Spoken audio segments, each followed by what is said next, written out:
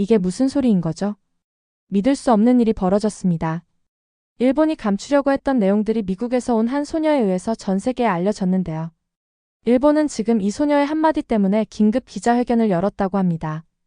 대체 일본은 어떤 내용을 숨기고 있었던 것일까요? 오늘의 사연 시작합니다. 안녕하세요. 일본에 있는 고등학교에 다니고 있는 제피라예요. 저는 미국에서 온 17살 학생이에요. 가족과 멀리 떨어져 있어서 외롭기도 했지만 저는 이곳에서 열심히 공부하고 친구들과도 잘 어울리려고 최선을 다했어요.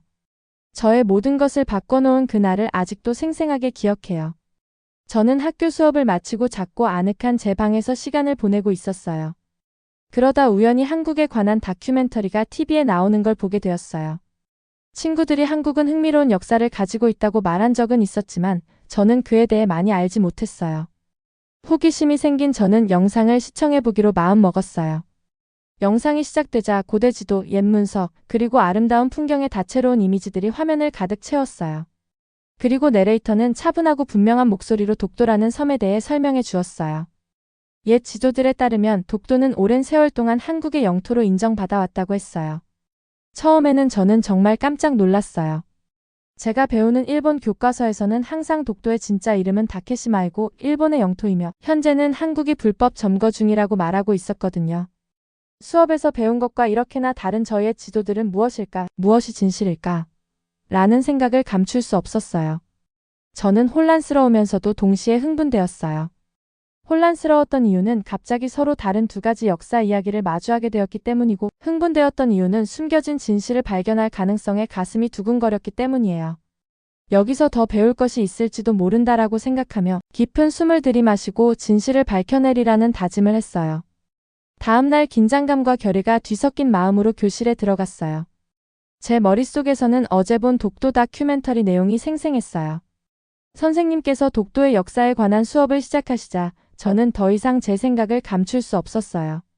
손을 들고 어떤 옛 지도들은 왜 독도를 한국의 일부로 표시하고 있나요? 어떤 이야기가 진실인지 어떻게 알 수 있을까요? 라고 질문했어요.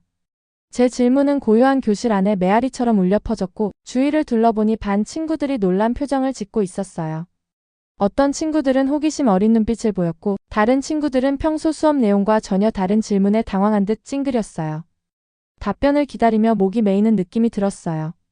친절하면서도 단호하신 선생님께서 잠시 머뭇거리신 후 정부에서 승인한 교과서를 따르고 있다고 설명해 주셨어요. 그 교과서에서는 독도가 한국의 일부가 아니라고 되어 있었어요. 그러나 제 마음 한켠에서는 다큐멘터리의 내용이 떠나지 않았어요. 옛 지도와 문서들이 마치 과거의 비밀을 안고 저를 부르는 듯한 느낌이었어요. 가슴이 두근거리며 저는 마치 위대한 발견의 문턱에 서 있는 듯한 기분이 들었어요. 수업이 끝난 후 질문들로 가득 찬 마음을 안고 학교 복도를 천천히 걸었어요. 혹시 지금까지 들은 것보다 이 역사에 더 많은 것이 숨겨져 있지 않을까? 스스로에게 물으며 다큐멘터리의 선명한 이미지들과 옛 지도들을 떠올렸어요. 독도에 관한 진실을 이해하는 데 도움이 될 더 많은 증거와 단서들을 찾아야 한다는 확신이 들었어요. 그날 저녁 집에서 저는 공책과 펜을 들고 책상에 앉아 다큐멘터리를 다시 보면서 모든 세부 사항들을 적기 시작했어요. 지도들의 색깔, 내레이터의 말씀, 언급된 문서들의 이름까지 빠짐없이 기록했어요. 마치 이야기들이 가득 담긴 숨겨진 방의 문을 열고 있는 듯한 기분이 들었어요. 저는 독도의 전체 이야기를 이해할 때까지 멈추지 않겠다고 스스로 약속했어요. 이 발견을 반 친구들, 선생님들, 그리고 학교 밖의 사람들과도 나누고 싶었어요. 깊은 목적의식을 가지고 저는 공책을 덮고 깊이 숨을 들이쉬며 앞으로 펼쳐질 긴 모험을 준비했어요. 교실에서 독도에 대한 질문을 던진 다음 날 아침 무거운 마음으로 학교로 향했어요. 설렘과 긴장감이 뒤섞인 채로 학교에 들어서면서 오늘 하루가 어떨지 궁금했어요. 제 질문이 반 친구들에게 파장을 일으킨 것을 알고 있었고 그들의 말없는 시선이 무겁게 느껴졌어요. 진실을 찾겠다는 마음은 단단했지만 동시에 혼자인 느낌도 지울 수 없었어요. 쉬는 시간 동안 저는 학교 정원 옆에 조용한 벤치에 앉았어요. 그때 친한 친구 마리코가 다가왔어요. 마리코는 온화하고 사려 깊은 친구라 다른 사람들은 귀 기울이지 않는 얘기도 꼭 들어줄 것 같았어요. 제피라, 오늘 수업 때 내 질문에 대해 모두가 속삭이는 걸 봤어. 괜찮니? 라고 마리코가 부드럽게 물었어요. 나는 괜찮아. 하지만 뭔가 더 알고 싶어 하는 건 나 혼자인 것 같아. 모두가 그냥 받아들이라는 이야기에 쟁점이 있다면 확인해야 하는데 그걸 두려워하는 것 같아 라고 답했어요.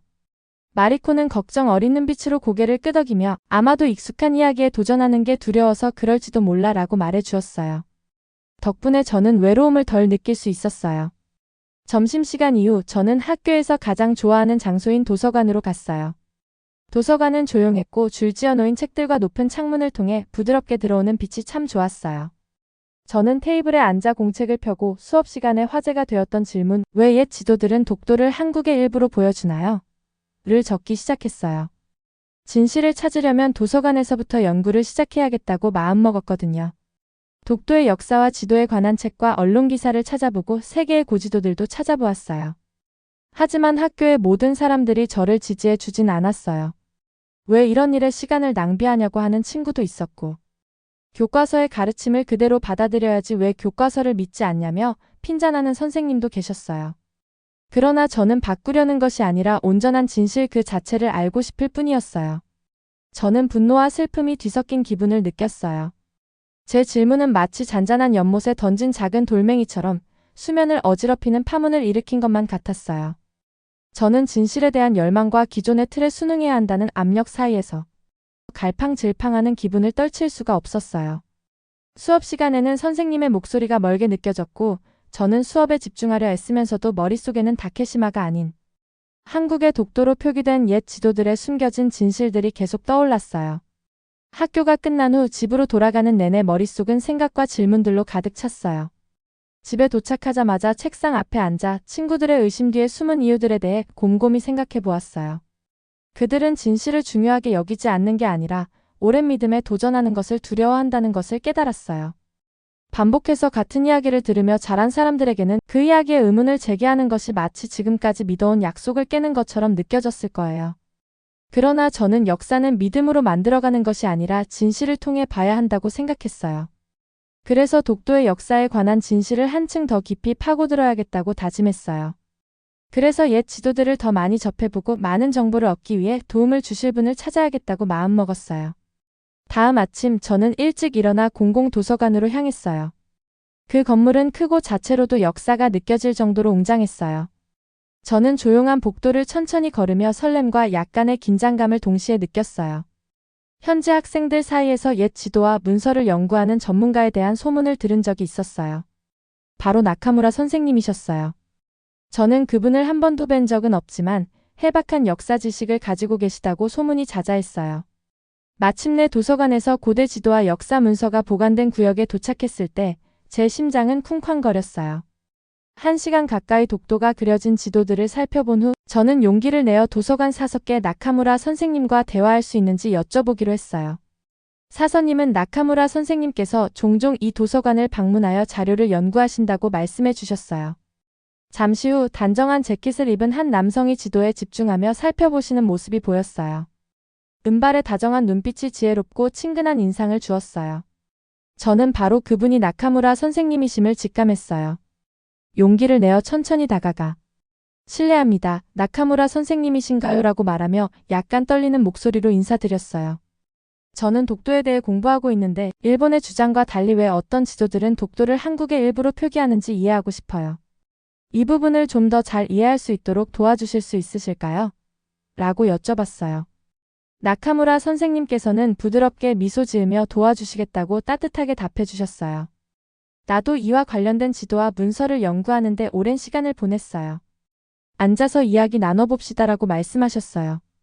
저는 다큐멘터리와 제 개인 연구에서 메모해둔 내용을 선생님께 보여드렸어요. 나카무라 선생님께서는 그것들을 꼼꼼히 살펴보시고 고개를 끄덕이시며 과거에는 독도가 한국의 영토에 속했다는 기록이 많다고 말씀하셨어요. 그리고는 선생님의 가방 속에서 파일 하나를 꺼내 오래된 지도를 하나 보여주셨어요. 그 지도는 1894년 일본에서 판매를 목적으로 발행된 지도로 일본, 청나라, 한국이 그려진 삼국지도였어요. 그리고 그 지도에서는 독도가 한국 땅이라고 명확하게 표기되어 있었어요. 이 지도는 선생님께서 독도에 관해 연구하며 구하신 지도라고 하셨어요.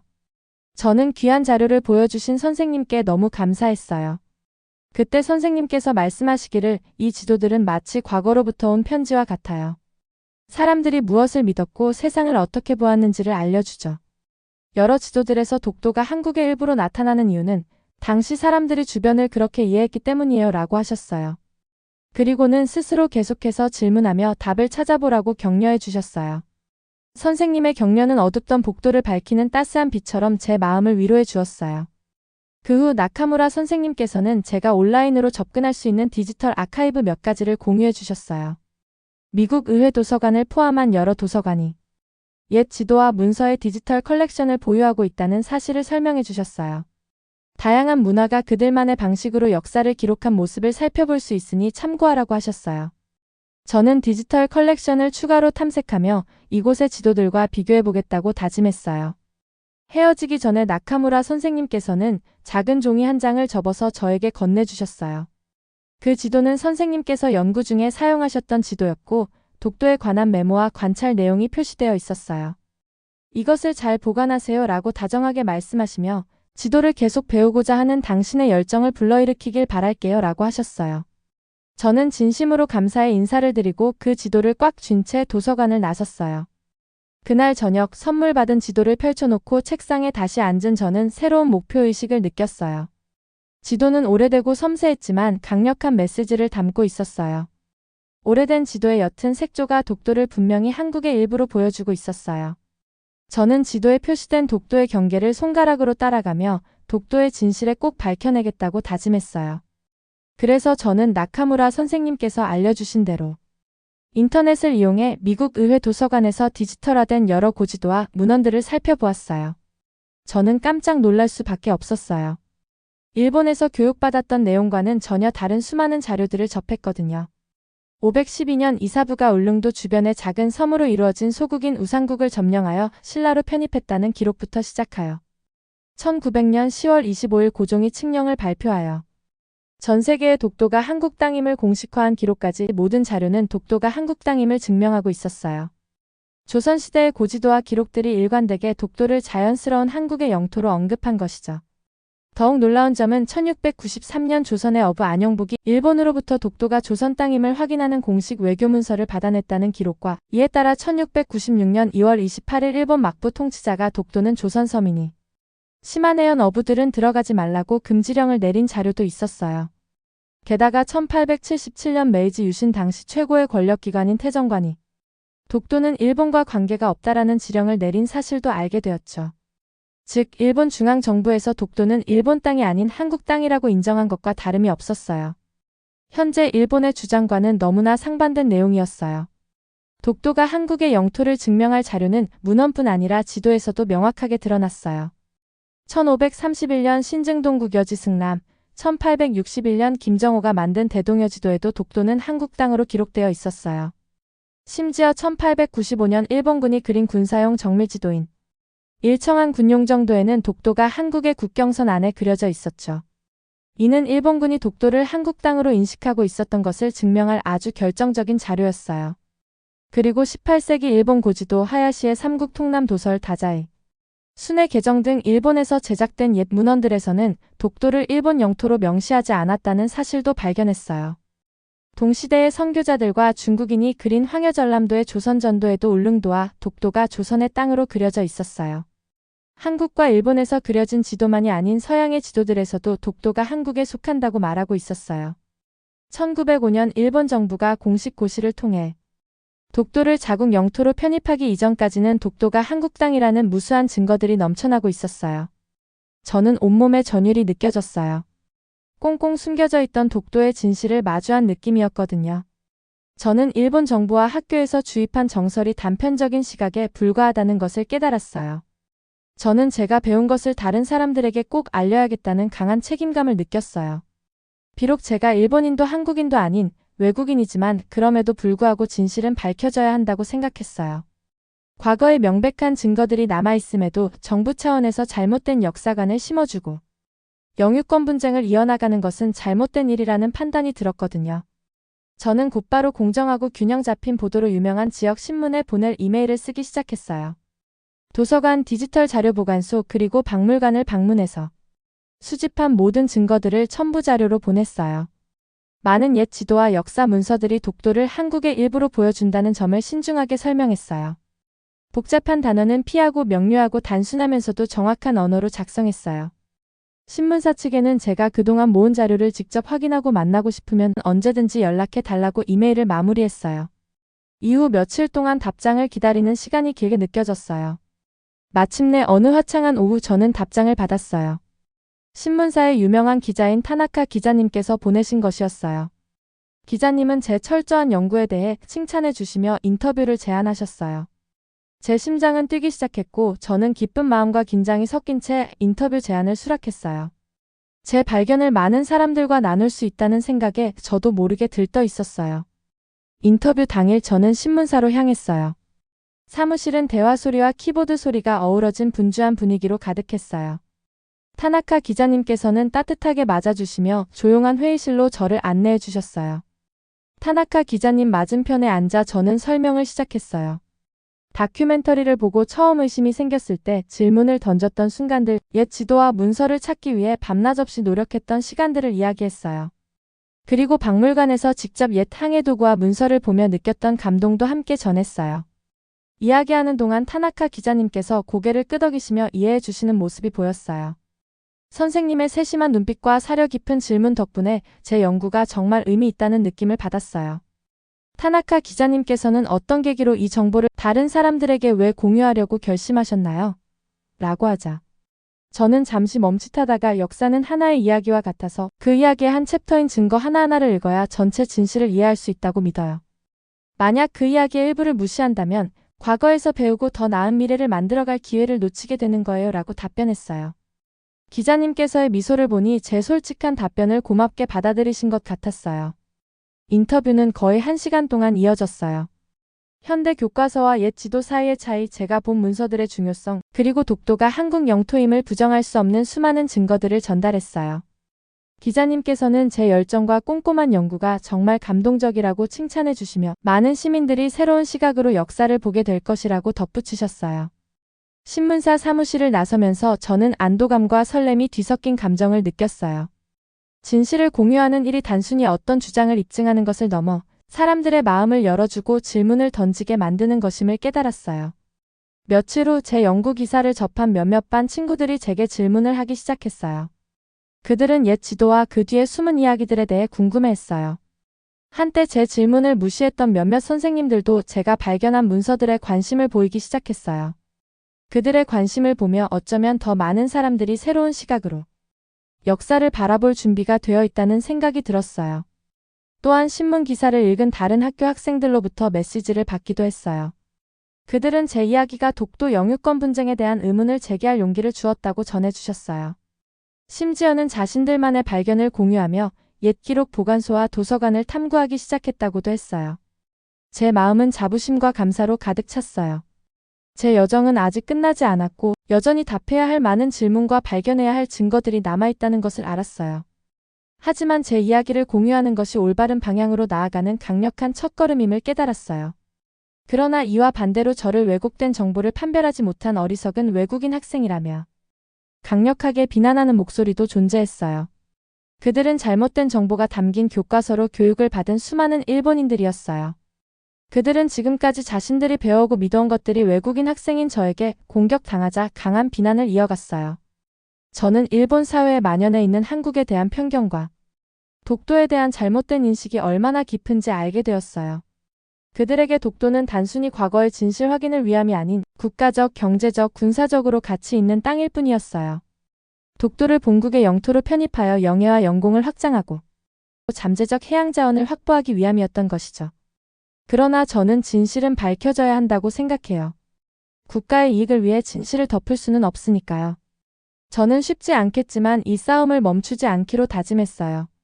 그날 밤 저는 지금까지의 여정을 생각하며 책상 위에 미국 의회 도서관의 옛 지도와 하야시의 삼국 통남도술의 손글씨 메모를 나란히 놓았어요. 두 자료는 서로 다른 시대에 그려졌지만 내용은 완벽하게 일치했어요. 독도라는 섬이 같은 위치에 표시되어 있었고 섬의 특징에 대한 설명도 거의 동일했어요. 여러 사람이 만든 기록이지만 모두가 동일한 진실을 공유하고 있다는 것을 알 수 있었어요. 바로 독도는 한국에 속한다는 진실이었어요. 여러 학술 기사와 학문적 자료에서도 현대의 국경이 정해지기 훨씬 이전부터 독도를 한국 영토로 인정했다는 점을 알 수 있었어요. 저는 그 자료들을 하나하나 다시 살펴보면서 진실은 숨겨지거나 침묵할 수 있는 것이 아니라 반드시 나누어져야 한다는 것을 깨달았어요. 역사는 단순한 의견이나 믿음이 아니라 시간이 지나도 변치 않는 사실들임을. 저는 앞으로도 어떤 어려움이 닥치더라도 계속 나아가겠다고 스스로 다짐했어요. 진실은 언제나 존재하며 그것을 밝혀내기 위해 저는 기꺼이 도전할 준비가 되어 있었어요. 오늘의 사연 재미있게 보셨나요? 영상을 보신 후 여러분들의 생각과 감정에 대해 댓글로 남겨주세요. 여러분들의 영상 댓글로 한국을 전 세계에 알릴 수 있을 것 같아요. 마지막으로 여러분들의 구독과 좋아요, 알림 설정은 영상 제작에 큰 힘이 됩니다.